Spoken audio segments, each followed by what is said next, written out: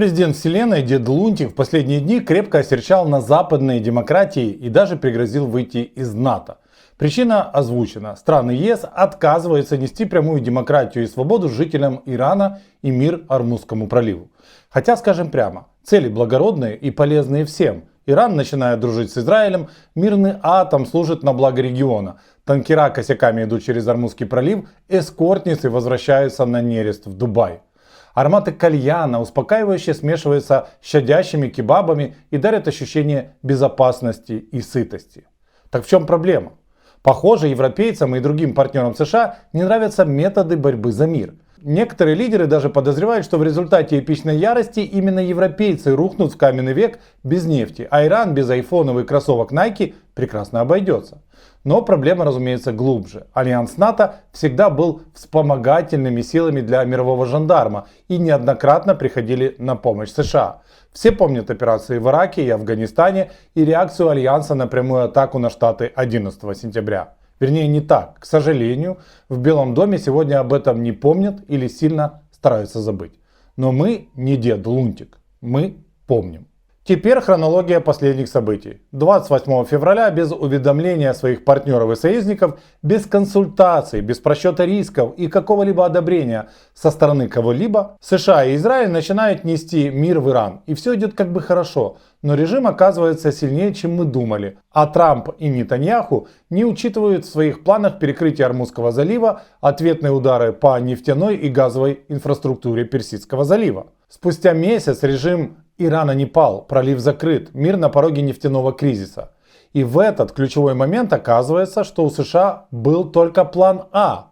То есть надежда на то, что дипломатическая миссия томагавков убедит иранский народ принять демократию и отказаться от намоленного ядерного оружия и баллистических ракет. С Израилем еще проще. Их план заключался в том, чтобы в план А поверил исключительно Дед Лунтик. Как говорил Моше Даян, главное в бой ввязаться. Тут еще раз мои поздравления израильским политикам и Генштабу. На вашем месте должны были быть мы, а на месте Ирана Россия. Но у нас с дипломатией то дефекты дикции, то самооборона на саперских лопатках, то саммит мира от Али-Бабы. Пороблено короче. Итоги подведем. На днях Лунтик провел странную пресс-конференцию, где сообщил, что все цели СВ в Иране достигнуты, осталось только выключить персам свет, потому что в темноте всегда лучше видно преимущество демократии и свободы. Свет обещают выключить, если Иран откажется от общечеловеческих ценностей и права США и Израиля нести им демократию. Что касается Ормузского пролива, его Лунтик в щедротах своих оставил на усмотрение европейцев. Хотите, платите дань Ирану, хотите, возите нефть бочками на верблюдах, хотите, качайте по Wi-Fi через Starlink. Трамп сделал главное. Обвалил военный и экономический потенциал Ирана на безопасный уровень для Израиля и немного порадовал украинцев. Нас иранские ударные дроны давно закорябали, и нам хотелось кармической справедливости. В прошлых выпусках я утверждал, что Дед Лунтик это классический образец чайка-менеджера. Прилетел, наорал, нагадил, улетел.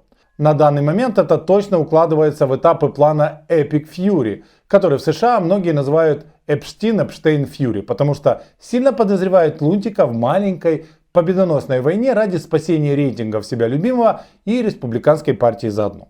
Во второй части нашего сюжета разберемся, к чему все это нас приведет і не ебнулся ли Дед Лунтик окончательно.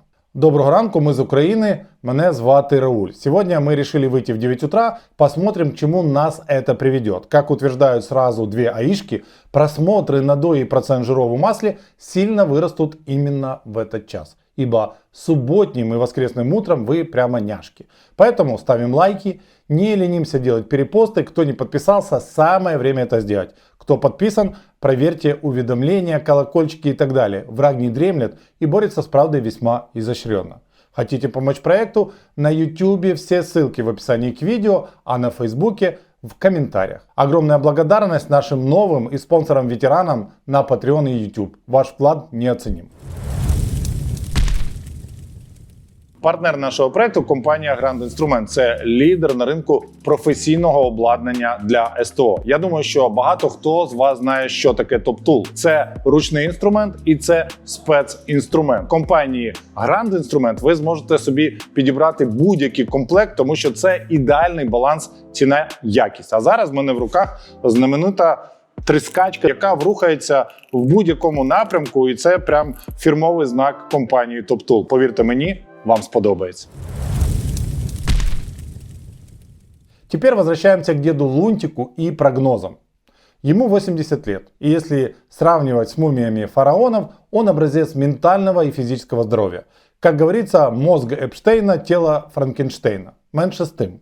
Действия и поведение Лунтика вызывают серьезные опасения.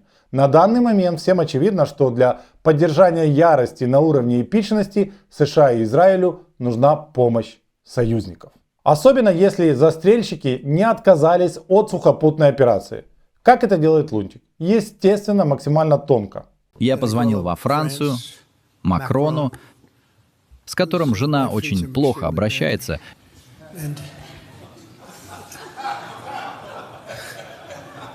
И он все еще оправляется после удара в челюсть. И я сказал: «Эммануэль, мы были бы рады получить помощь в Басрийском заливе, хотя мы и так показываем рекордные результаты, уничтожаем опасных людей и баллистические ракеты. Нам бы очень пригодилась помощь. Могли бы вы отправить корабли немедленно?» Он ответил: «Нет, мы не можем этого сделать. Мы можем сделать это только после того, как война будет выиграна». Я сказал: «Нет, мне не нужно после того, как война будет выиграна, Эммануэль». Все они говорят: «Мы придем после завершения войны». Ну, это еще не вийде звідси розбійник, но уже на достойном уровне. Первый мушкетер Франции поступил еще тоньше. Вместе с Россией и Китаем он выступил против проекта резолюции ООН, разрешавшего применение силы для восстановления судоходства в проливе. Переговоры зашли в тупик. Да, наблюдать за Лунтиком в посудной лавке — это отдельное наслаждение. Но думаю, что у кадровых дипломатов США уже давно кровоточат глаза и уши, а Кубик Рубио окончательно понял, что в команде младобабуинов он теперь тоже считается бабуином. И надежд отмыться от этого больше нет.